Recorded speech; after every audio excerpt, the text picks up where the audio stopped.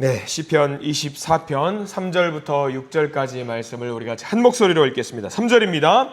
여호와의 산에 오를 자가 누구며 그의 거룩한 곳에 설 자가 누구인가? 곧 손이 깨끗하며 마음이 청결하며 뜻을 허탄한 데에 두지 아니하며 거짓 맹세하지 아니하는 자로다. 그는 여호와께 복을 받고 구원의 하나님께 의를 얻으리니 이는 여호와를 찾는 족속이요 야곱의 하나님의 얼굴을 구하는 자로다. 셀라. 아멘. 오늘 말씀 가운데 하나님의 크신 은혜가 있기를 간절히 기도하고 소망합니다.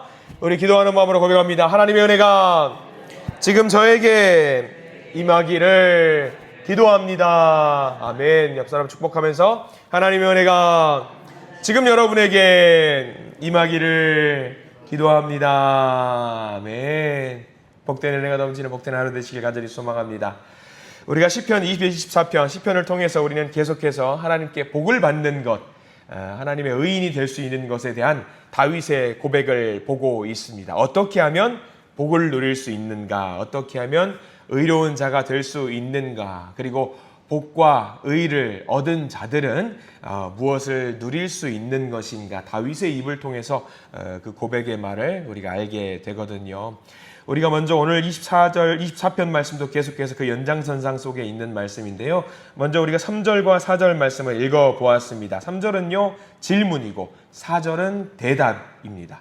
3절 질문 먼저 한번 볼까요? 여호와의 산에 오를 자가 누구며 그의 거룩한 곳에 설 자가 누구인가? 라는 질문을 먼저 던지고 있습니다. 여호와의 산에 오를 자, 그러니까 여호와께 피할 수 있는 자가 누구냐? 어떤 사람이 피할 수 있느냐? 어떤 사람이 하나님의 성전에서 예배를 드릴 수 있는가? 그 예배를 드릴 수 있는 자격을 갖고 있는 사람이 누구인가? 질문을 먼저 다윗이 하고 있습니다. 그도 그럴 것이 아무나 가서 예배를 드릴 수 있는 것이 아닙니다. 내가 지금 평소의 상황이 괜찮았는데 갑자기 상황이 좋지 않아졌어요. 평소에 교회도 가지 않고 신앙도 좋지 않은 사람이었는데 내가 지금 너무 절박하니까 일단 급한 불 좀 꺼주십시오 라고 하는 그런 기도, 하나님이 과연 들으시겠는가? 다윗이 생각했을 때 아무리 생각해도 그런 사람들의 기도는 하나님이 들어주시지 않을 것 같다라는 이야기입니다. 그러면 그렇게 피할 수 있는 자격이 있는 사람이 있을 텐데 어떤 사람이 그렇게 하나님의 성전에 피하고 예배를 드릴 때 그 예배를 받아주실 것인가? 그 대답이 4절 말씀에 담겨 있어요. 이 4절 말씀은 네 가지 조건을 걸고 있습니다. 하나님의 성전에 예배를 드릴 수 있고 예배를 받아주시는 분들에 대한 조건이 담겨 있는데 그 조건이 무엇인지 우리 4절 말씀을 같이 한번 읽어보면서 답을 찾아보기를 원합니다. 4절 말씀입니다. 곧 손이 깨끗하며 마음이 정결하며 뜻을 허탄한 데에 두지 아니하며 거짓 맹세하지 아니하는 자로다 라고 나와 있어요. 하나님의 성전에 피해서 예배를 드릴 때 그 예배를 받아주실 사람들, 그 네 가지 조건, 여러분들 이 네 가지 조건 어떻습니까? 이 네 가지 조건에 합격할 수 있는 분들이 과연 계시겠습니까? 네 가지 조건 어렵습니다. 굉장히 어렵습니다. 이 네 가지 조건에 부합하신 분 아마 저는 아닌 것 같습니다 라고 다들 그렇게 이야기하실 겁니다. 그러면 우리가 여기 네 가지 조건에 부합하지 않기 때문에 포기하시지는 또 않을 겁니다. 이거 말고 다른 것 있겠습니까? 뭐 그런 거라든가 어떻게 하면 되겠습니까? 아마 그런 질문을 또 던져볼 것 같은데요. 이 4절의 말씀은요, 이 정답에 해당되는 이 말씀은요, 이런 사람, 이렇게 완벽한 사람을 찾는다라는 걸 말하는 게 아니에요. 이런 사람을 찾는 것이 아니라 이렇게 손이 깨끗하거나 완전히 손이 깨끗하거나 마음이 완전히 정결하거나 그런 사람을 찾는 것을 말하는 게 아닙니다. 먼저 하나씩 볼까요? 손이 깨끗한 자, 손이 깨끗하다. 죄가 없다라는 말이겠지요. 죄가 없는 사람을 찾는 것이 아닙니다. 더러운 손을 갖고 있는 사람이지만, 비록 우리가 손에 죄를 가득 갖고 있는 사람이지만, 더러운 것이 있는 사람이지만 하나님 앞에 나와서 회개하는 자를 말하는 거예요. 하나님 앞에 나와서 손이 깨끗해지는 자, 죄가 있지만 하나님 앞에 나와서 하나님 저의 죄를 깨끗하게 만들어주세요 라고 외치는 자를 말합니다. 그런 사람을 바로 손이 깨끗한 사람이라고 이야기를 하고 있는 거예요. 손이 완전히 깨끗한 사람은 없어요. 존재하지 않습니다. 다만 죄가 있음에도 불구하고 내 손이 깨끗해지기를 소망하는 마음을 가지고 하나님께 나오는 자를 말합니다. 또다시 마음이 청결한 사람, 타고난 채로 마음이 깨끗한 사람 없잖아요. 이것도 역시 동일한 말씀이에요. 내 마음속이 청결하지 않아요. 청결하지 않지만 많은 갈등과 분노와 아픔과 슬픔이 있지만 그것을 가지고 하나님께 나아오는 자, 그래서 하나님으로 말미암아서 내 마음이 청결하게 될 수 있는 그런 사람을 말하고 있어요. 또 하나, 뜻을 허탄한 데 두지 아니하는 자, 우리 마음을 쓸데없는 소비를 하고 그런 사람 말고요. 쓸데없는 곳에 내 마음을 두지 않고 하나님께 내 마음을 두기를 소망하는 자, 거짓 맹세하지 아니하는 자 역시 마찬가지입니다. 속이기 위해서 맹세하거나 어떤 입만 열면 거짓말을 하는 사람들이 분명히 있습니다. 자기의 유익을 위해서 아무 말이나 하고 아무 맹세나 하는 사람 말고요. 하나님 앞에 나와서 하나님, 제 거짓말하지 않을게요. 거짓 맹세하지 않을게요. 하나님만 섬기겠다라는 그 마음, 거짓말로 하는 것이 아니라 제가 부족하지만 하나님만 섬기겠습니다라고 노력을 하는 자, 그런 자를 말하는 겁니다. 타고난 채로 깨끗하거나 타고난 채로 거룩한 것이 아니라 계속해서 하나님 앞에서 새로워지기를 위해서 몸부림치는 자를 말하는 거예요. 이 4절 말씀. 그렇다면 어떻습니까? 이런 말씀을 들으면 좀 우리 마음에 위안이 좀 되시지 않습니까? 이런 조건이라고 한다면은 나 아직 우리에게도 조건이 부합할 수 있겠다. 나 아직 가능성이 있는 것 같다. 왜? 우리도 열심히 노력하는 사람이지 않습니까? 몸부림치는 사람이지 않습니까? 자격이 없지만, 염치 없지만 우리가 거짓 맹세를 하나님 앞에 무슨 밥 먹듯이 하는 사람 아니잖아요. 죄를 짓더라도 우리 신앙의 가책을 느끼고 하나님께 돌아가려고 노력을 하는 사람들이 여기 계신 분들이라 저는 믿습니다. 다들 그렇게 하시잖아요. 그러면 우리는 아직 괜찮은 겁니다. 하나님 앞에 나가기 부족한 사람들이 아닙니다. 세상에는요, 신앙의 가책까지는 아니더라도 양심의 가책도 느끼지 못하는 사람들이 너무나도 많이 있습니다. 그런 사람들이 위기의 때가 되어서 아이고 하나님이라도 찾아야 되겠다, 하나님이라도 내가 붙들어야 되겠다 하면은요, 하나님이 과연 피할 장소를 주실까요? 세상에 살 때는 아무렇지 않게 막 마치 착한 사람처럼 살다가 위기의 때에 그런 사람들 누구를 찾는지 아세요?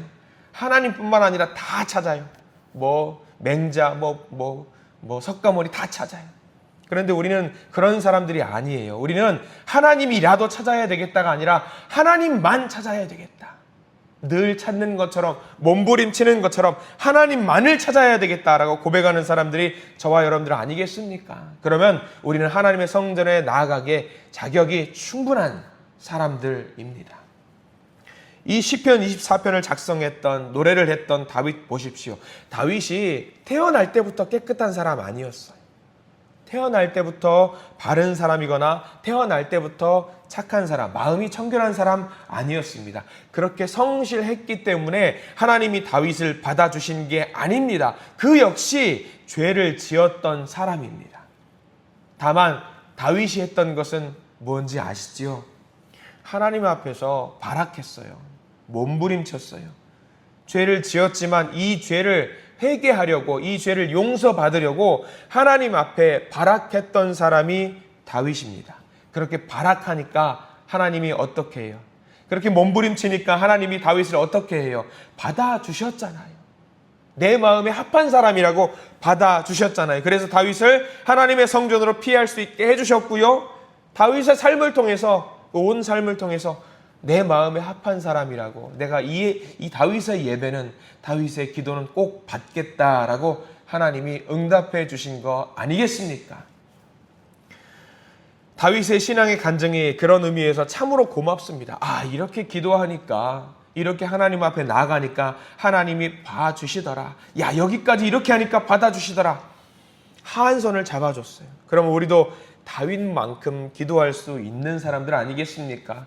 다윗만큼 내 죄를 보면서 하나님, 내 죄가 이렇습니다, 용서해 주세요, 몸부림치는 저와 여러분들 되는 거 아니겠습니까? 우리가 힘을 낼 필요가 있습니다. 우리 아직 늦지 않았습니다.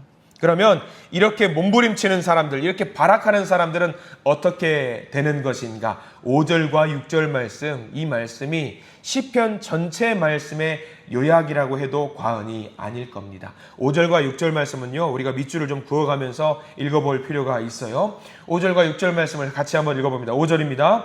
그는 여호와께 복을 받고 구원의 하나님께 의를 얻으리니 이는 여호와를 찾는 족속이요 야곱의 하나님의 얼굴을 구하는 자로다. 셀라.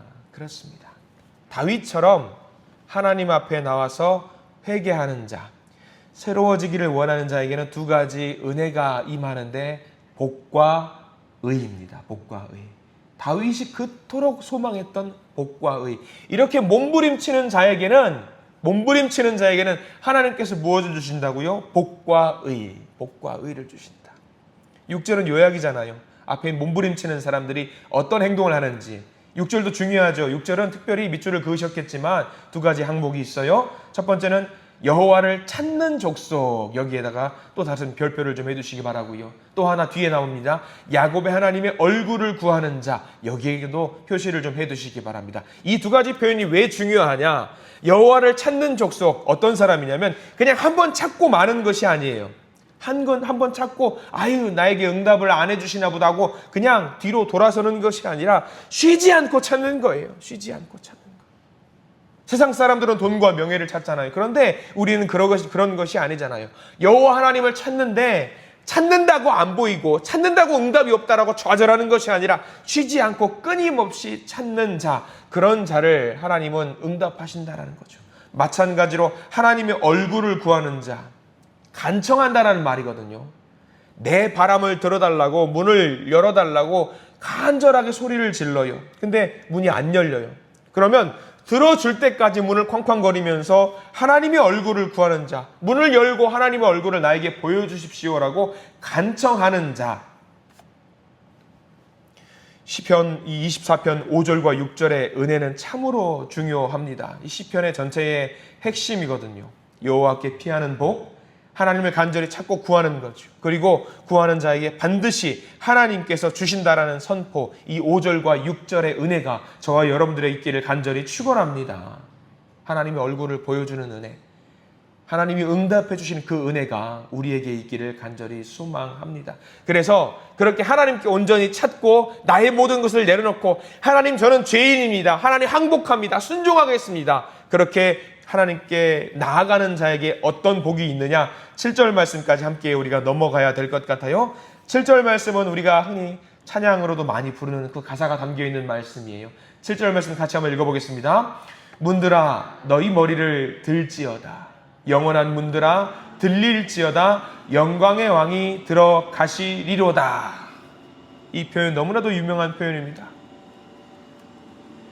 우리가 여는 문은 어떻습니까? 우리가 들어오는 문도 위아래로 여는 문이 아니에요. 우리가 여는 문은 앞뒤로 이렇게 옆으로 여는 문이잖아요. 또는 스르륵 하면서 이렇게 여는 문이죠. 그래서 이 찬양의 7절 말씀의 이 고백의 가사는 쉽게 마음이 와닿지 않을 수 있는데, 옛날 성문을 생각하시면 돼요. 뭐 중세시대라든가 옛날 문은 어떻게 엽니까? 문이 이렇게 좌우로 열지 않아요. 그때는 옛날 문은 위에서 아래로 드르륵 내리면서 뭐 도르래 막 지렛대 막 돌리면서 오르락 내리락 하잖아요. 근데 이 성문이 언제 열리는지 깨달으면은요, 이 7절, 8절, 9절, 10절 말씀이 이해가 됩니다. 두 나라 간의 전쟁을 해요. 침략해온 나라가 이 성을 점령하기 위해서 부단히 노력을 했다가 이 점령을 성공을 하면은 결국 어떻게 되냐면 문이 열리게 됩니다. 그래서 문이 위아래로 열립니다. 그러니까 문이 열릴 때는 언제냐면요, 항복할 때 열리는 거예요. 항복할 때. 성문을 열 테니까 이제 들어오시오. 상대방을 받아들일 때에 성문이 열리는 겁니다. 이 고백을 하고 있는 거거든요. 현재를 살아가는 우리에게 하나님 우리의 삶 속에 들어오십시오. 우리가 우리의 마음을 열겠습니다. 항복하겠습니다. 순종하겠습니다. 우리와 함께해 주시옵소서. 그래서 문들아 너희 머리를 들지어다. 온전히 주님 앞에 항복할지어다. 이 고백을 하고 있는 거거든요. 우리 삶 속에서 우리를 막고 있는 문이 있습니까? 주님께 문을 열고자 하는데 우리의 문을 열지 못하게 하는 것들이 있습니까? 그런 문들이 있을 겁니다. 죄의 문이 있을 것이고요. 어려움의 문이 있을 것이고 건강의 문이 있을 것입니다. 관계의 문제라든가 신앙의 문제, 물질의 문제로 인해서 내가 하나님께 온전히 항복하고 싶으신데 항복하고자 하는데 그 문이 열리지 못해서 열리지 않아서 답답한 마음 동동 구르고 있는 분들이 계실 겁니다. 그러면은요, 과감하게 오늘 내 마음의 문을 온전히 여시기 바랍니다. 하나님께 항복하시고 순종하시기 바랍니다. 바로 그럴 때에, 항복할 때에 하나님께서 온전히 하나님께 피할 수 있는 복과 의를 허락해 주실 줄 믿습니다. 그렇게 하나님을 의지하며 기도하며 나아갈 때 우리의 삶 가운데 시편 24편의 역사가, 은혜가 펼쳐질 줄 믿습니다. 하나님께 간절한 마음을 가지고 내가 할 수 있는 것이 없고 나는 죄인이고 나는 부족한 자고 나는 아무것도 할 수 없고 온전히 내가 마음의 문을 열 때에 우리 가운데 평화가 임하게 될 것이다 고백하는 우리 믿음의 성도님들 되시기를 간절히 축원합니다. 기도하겠습니다. 주님 감사합니다. 시편 24편 출애굽 사건 기록이 되어 있는 이 말씀, 우리의 문을 열겠습니다. 항복하겠습니다. 순종하겠습니다. 이 고백을 들고 주님 앞에 나아가는 우리가 되게 해 주시옵소서. 하나님의 살아계심의 증거가 우리들에게도 그대로 이루어지기를 소망합니다.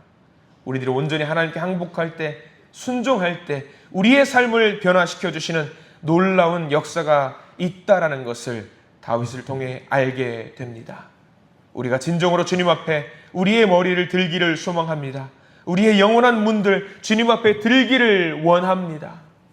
우리 앞에 있는, 우리를 막고 있는 그 문, 하나님의 이름으로 선포할 때 그 문이 열리게 해 주시옵소서. 문들이 열리고 하나님의 승리가 선포되고 하나님이 우리를 통해 주시고자 하시는 놀라운 복과 의가 우리 앞에 펼쳐진 줄 믿습니다. 그것을 움켜쥐고 누릴 수 있도록 주님 우리를 인도해 주시옵소서. 오늘 하루 살아갈 때에 우리와 함께 하시고 우리의 연약한 마음을 강건하게 하시고 하나님의 영광을 바라보며 찬양하며 기뻐하며 주님을 선포하는 우리 믿음의 자녀들이 되기를 소망합니다. 주님 우리를 인도해 주시옵소서. 오늘 우리와 함께 하실 주님을 찬양하오며 예수 그리스도 이름으로 간절히 기도드립니다. 아멘.